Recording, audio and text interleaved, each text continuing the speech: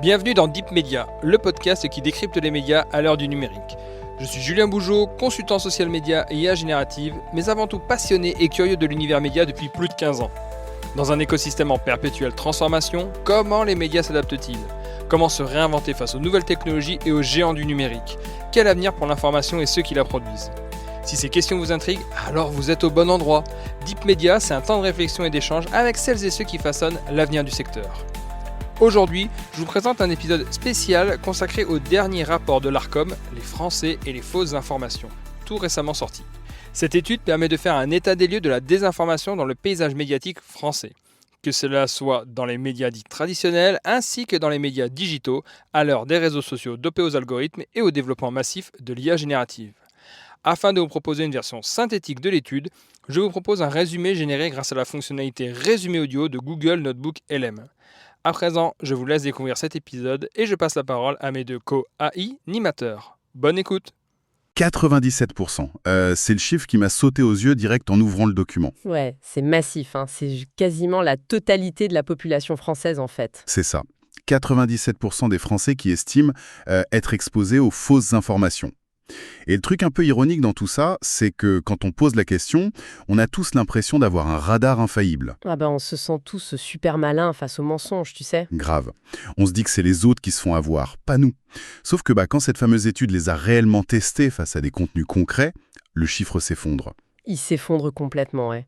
Seuls 23% ont réussi à identifier systématiquement ce qui était faux. 23%, quoi. C'est le point de départ de notre décryptage d'aujourd'hui. On vit dans une époque de surconfiance informationnelle absolue. Et le réveil est assez brutal. Ce fameux chiffre des 23% de bons détecteurs, il sort pas de nulle part. Il provient de la très grande étude publiée par l'Arcom, là en mars 2026.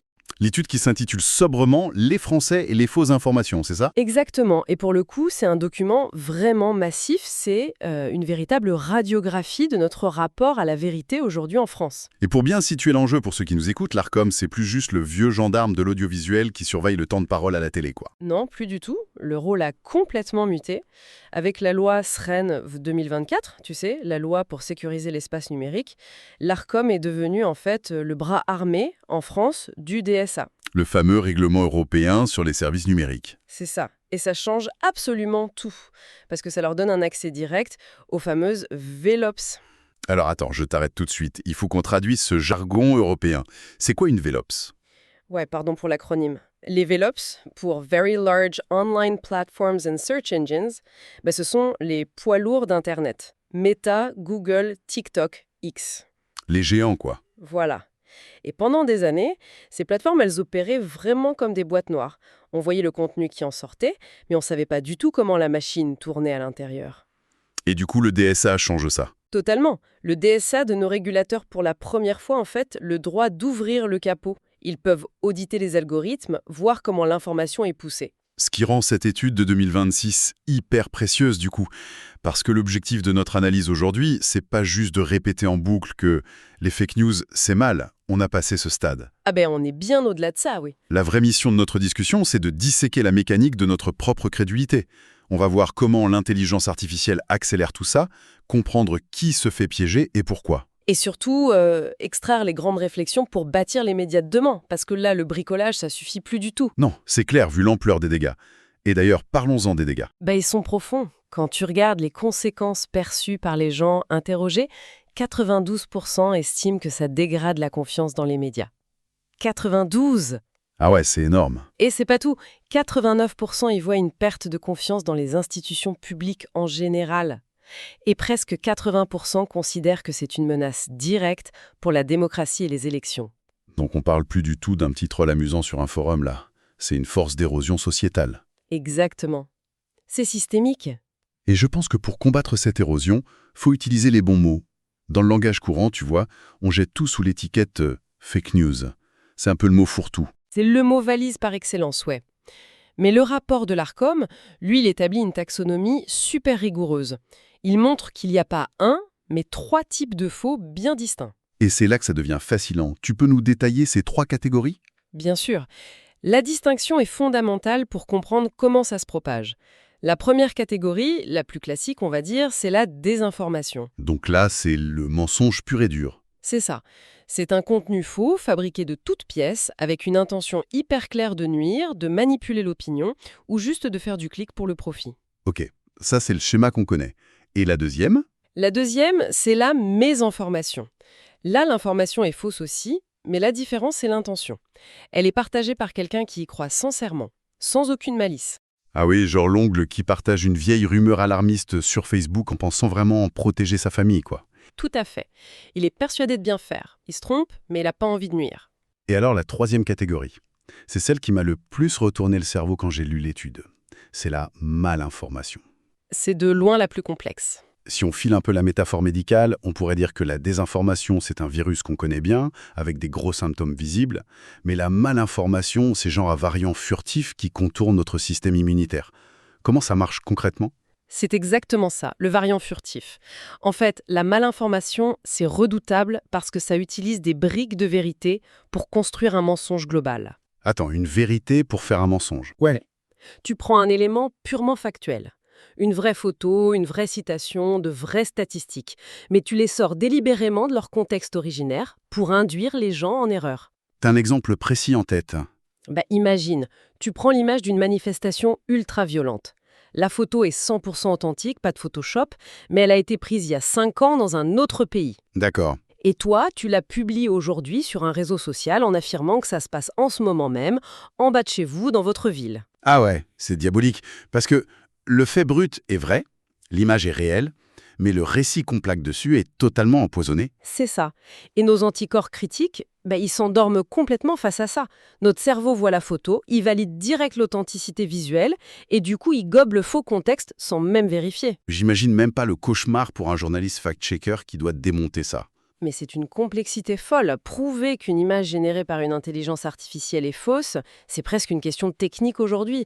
Mais démonter une malinformation, Faut tout recontextualiser. voilà, ça demande d'expliquer une nuance, de restituer une chronologie complète, de faire de la pédagogie.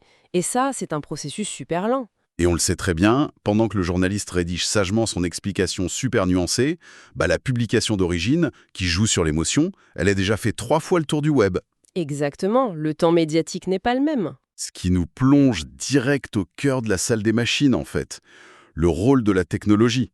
Parce qu'une rumeur ou un mensonge murmuré dans un café, ça fait pas vaciller une démocratie.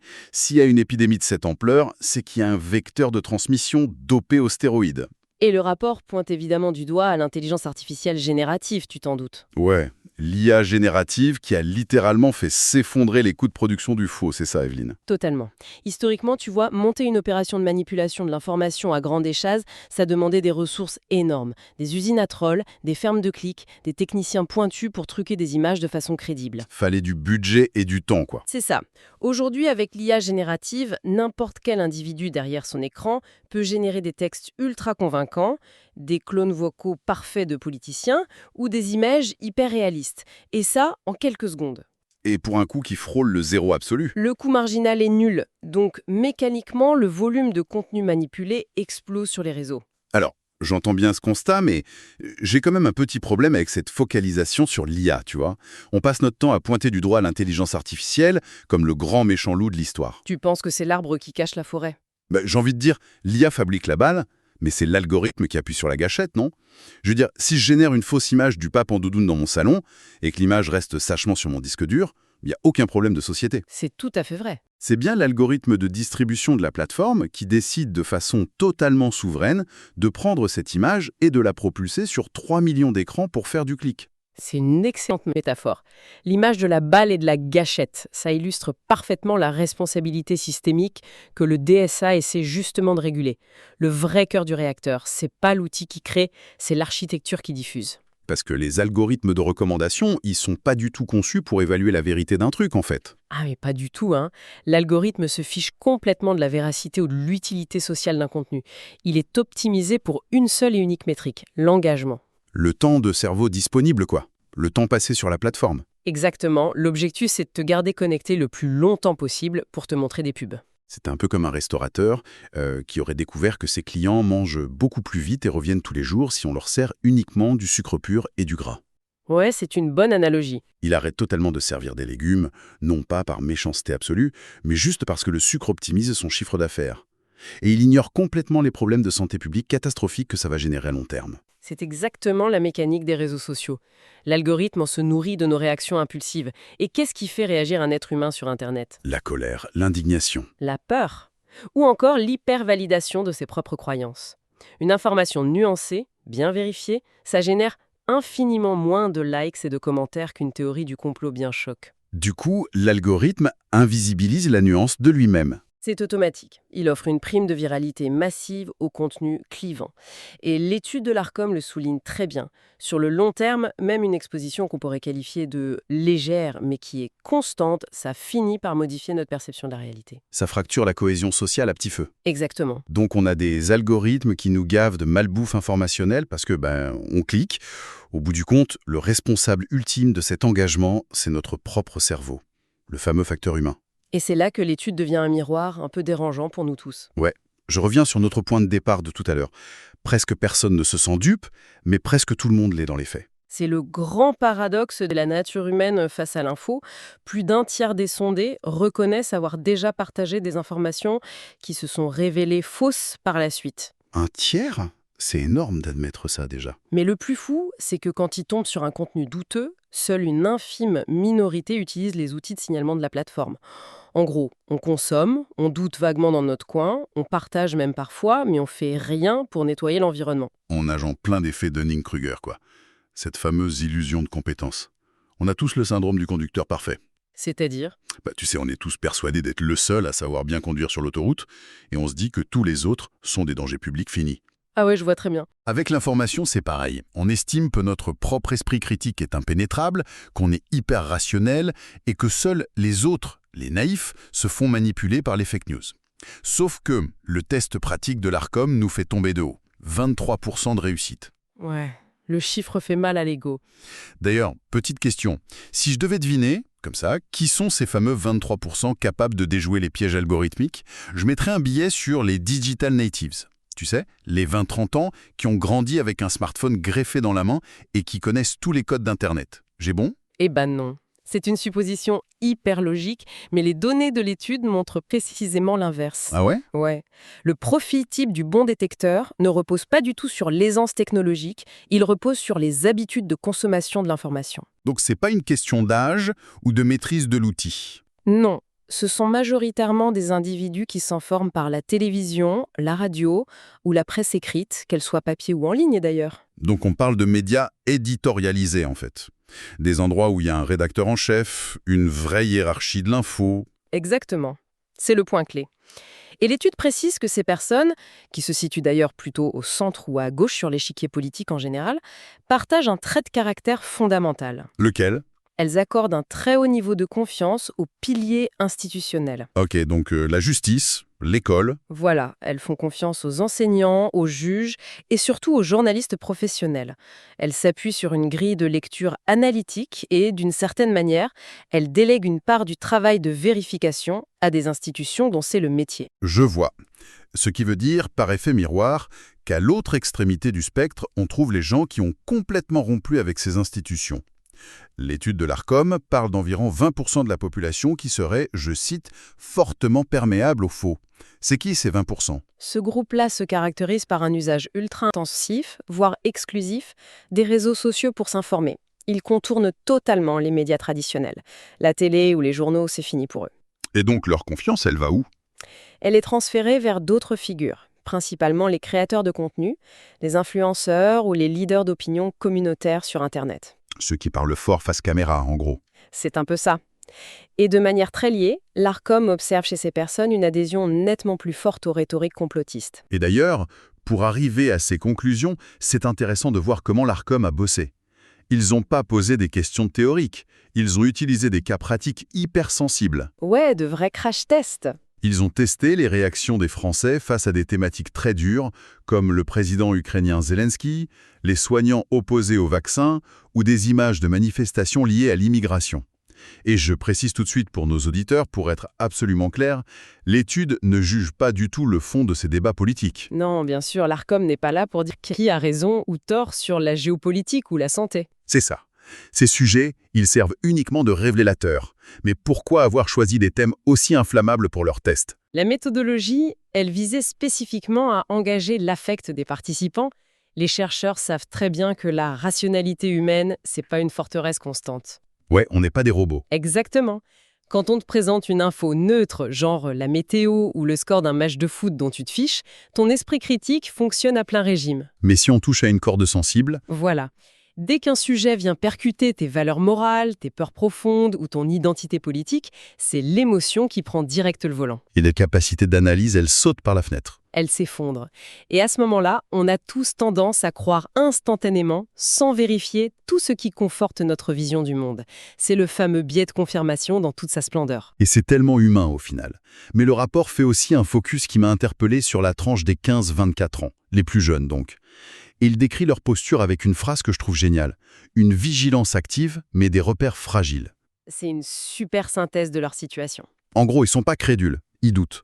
Ils savent qu'on essaye de les manipuler en permanence.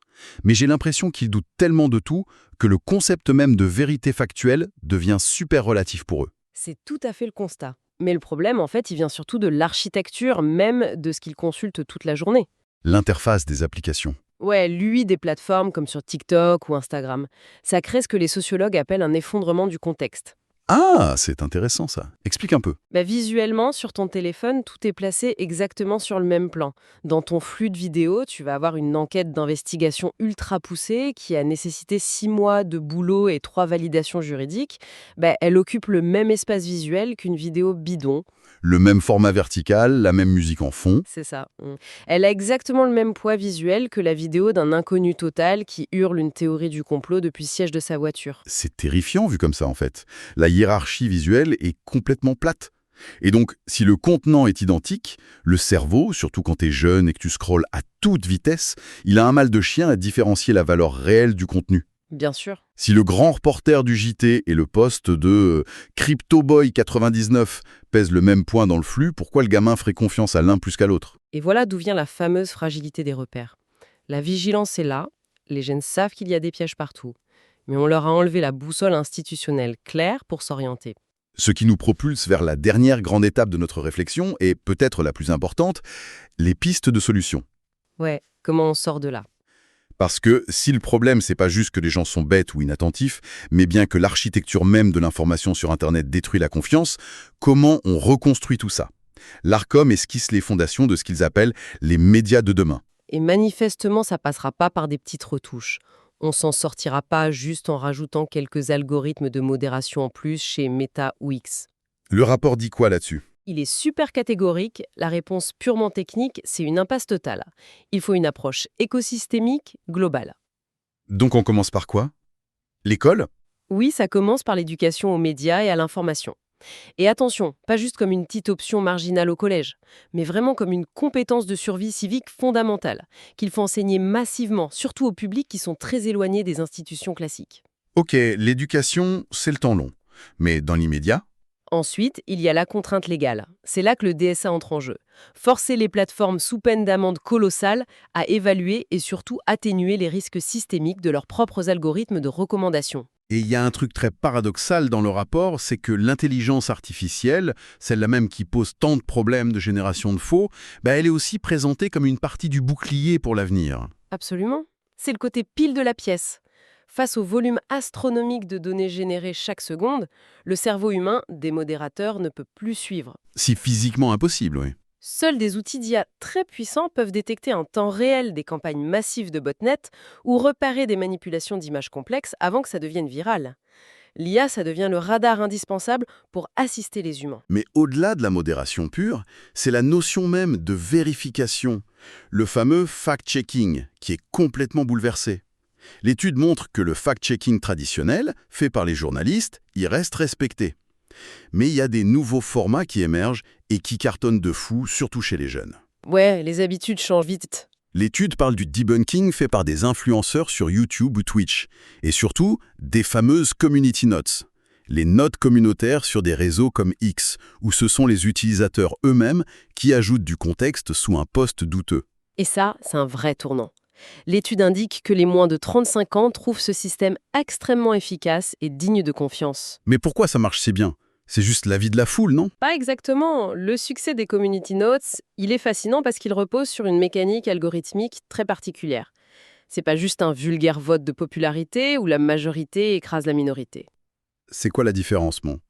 Pour qu'une note communautaire soit validée et affichée publiquement sous le tweet, le système exige un consensus entre des utilisateurs qui, d'habitude, ont des comportements de navigation et des opinions politiques diamétralement opposées. Attends.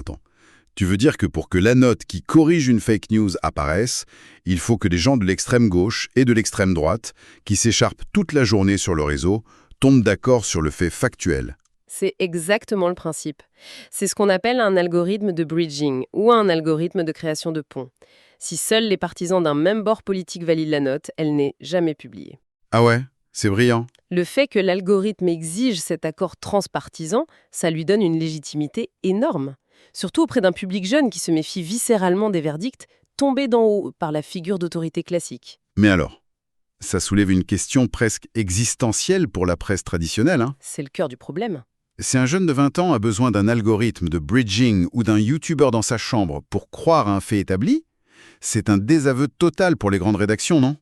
Je veux dire, pendant des décennies, il suffisait qu'un grand journal comme Le Monde ou Le Figaro imprime un article pour que, par défaut, ce soit considéré comme vrai. L'autorité coulait de source. Aujourd'hui, on nous dit que l'auditoire préfère la validation d'une foule anonyme sur Internet ou d'un influenceur. Les médias de demain, ils ne doivent pas repenser de fond en comble la façon dont ils prouvent leur travail. Parce que le tampon « croyez-nous sur parole », on a une carte de presse, ça marche plus du tout. C'est la réflexion structurante la plus critique issue de tout ce panorama. Les médias traditionnels doivent intégrer d'urgence que l'autorité ne se présume plus. Elle doit se démontrer à chaque article, chaque jour. On passe d'une logique de simple transmission d'informations à une logique de certification de la réalité. C'est le terme exact. Et concrètement, ça implique une exigence de transparence radicale. C'est-à-dire? Dans la production quotidienne d'un article, ça change quoi pour le journaliste? Ça veut dire qu'un média de demain devra systématiquement montrer son brouillon. Fini les boîtes noires journalistiques. Il va falloir tout sourcer publiquement. Oui, rendre visibles ces sources de manière interactive. Publier les jeux de données brutes sur lesquels une enquête s'appuie. Expliquer pas à pas la méthodologie employée et peut-être même, chose rare, rendre compte des incertitudes quand on ne sait pas tout. Donc intégrer la preuve au cœur de la lecture. Les médias devront intégrer dans leur propre interface web cette lisibilité de la preuve que le public recherche aujourd'hui dans les formats participatifs ou dans les longues vidéos d'investigation sur YouTube. Faut combler le fossé entre la rigueur de la méthode journalistique qui existe et la perception souvent opaque qu'en a le public. Tout à fait. Si on rassemble un peu toutes les pièces du puzzle, l'étude de l'Arcom de 2026 dresse un constat qui est quand même assez implacable. La désinformation, et surtout cette fameuse malinformation toxique, c'est plus une simple anomalie qu'on peut corriger avec un patch. Non, c'est devenu la nouvelle gravité de notre environnement numérique en fait. L'architecture même du web favorise structurellement l'engagement émotionnel au détriment de la vérité factuelle. Le diagnostic est posé et il est clair. La solution, comme on l'a vu, passera par une alliance très complexe rail, la régulation européenne d'un côté pour contraindre les géants du net, l'IA défensive de l'autre pour absorber le choc volumétrique. Et bien sûr, cette mutation profonde des médias en certificateurs de réalité transparents, sans oublier le travail de fond sur l'éducation, l'esprit critique à l'école. Exactement. Et d'ailleurs, en parlant de notre propre esprit critique, toutes ces données sur l'émotion m'amènent à une réflexion un peu piquante pour conclure. Je t'écoute. On a beaucoup parlé des algorithmes toxiques, de Meta ou X, de l'IA générative qui truque tout, des usines à trolls étrangères.